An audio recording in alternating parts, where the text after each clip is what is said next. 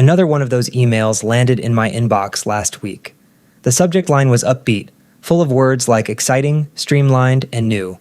A platform was being rolled out, mandatory for everyone, and it promised to fold 3 of our existing tools into one elegant solution. It promised to make things simpler. My stomach dropped. Not with excitement, but with a quiet, weary resignation. I didn't see a simpler future. I saw the invisible tasks already spooling out in front of me. The webinar I'd watch on 1.5 times speed, the hours I'd lose migrating old histories, the week of troubleshooting someone's login. I saw another tax on my attention, another dialect to learn before I could get back to the actual work.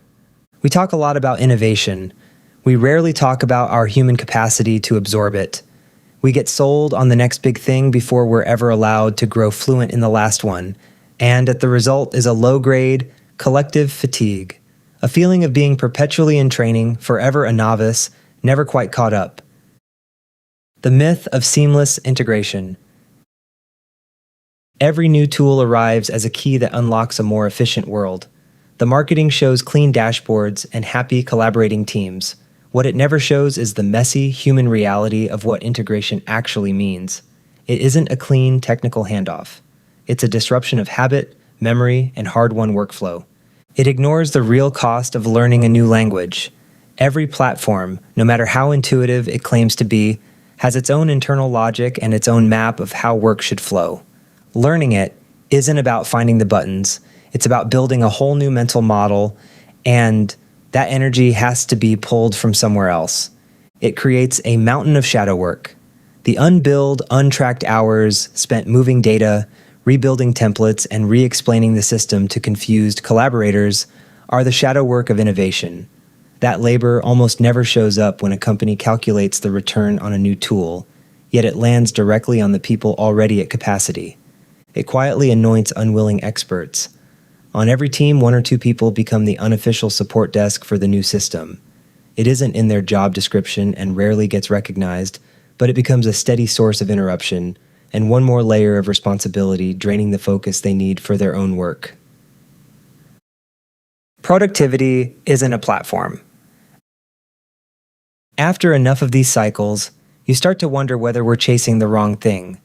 We get so focused on finding the perfect platform that we forget to protect the one condition focused work actually depends on: our attention.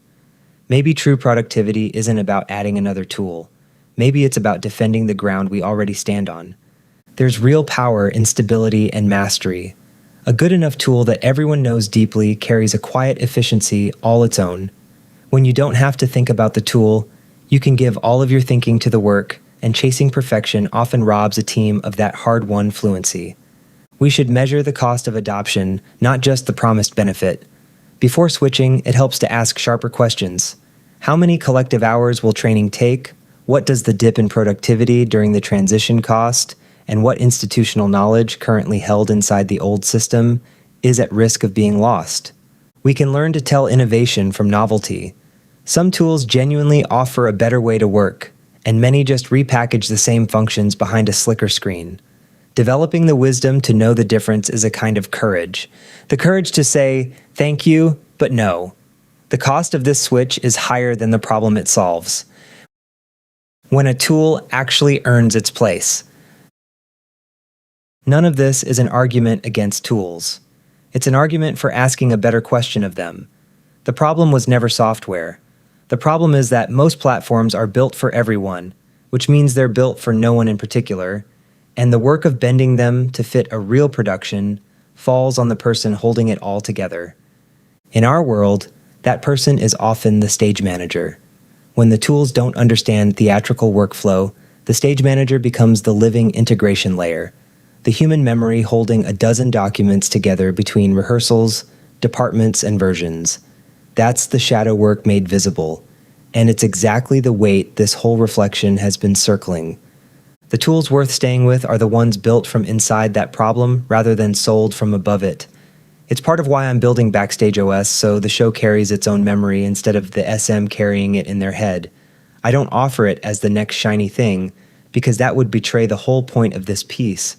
I offer it as an example of the test worth applying to anything new. Does it ask you to become fluent in one more dialect, or does it finally let you set a few of them down? A few things worth remembering. The effort of learning a new tool is real, tangible work. It's a direct withdrawal from the finite amount of attention and energy we hold for our primary responsibilities. Our capacity to adapt is not infinite. Treating people as if they can endlessly absorb new systems without consequence is a direct path to burnout. Stability has its own uncelebrated value. Fluency with a steady set of tools tends to build more sustainable productivity than the promised gains of the next platform. True integration is a human process, not a technical one. It changes habits, workflows, and muscle memory, and that always comes with friction and a cost worth naming out loud.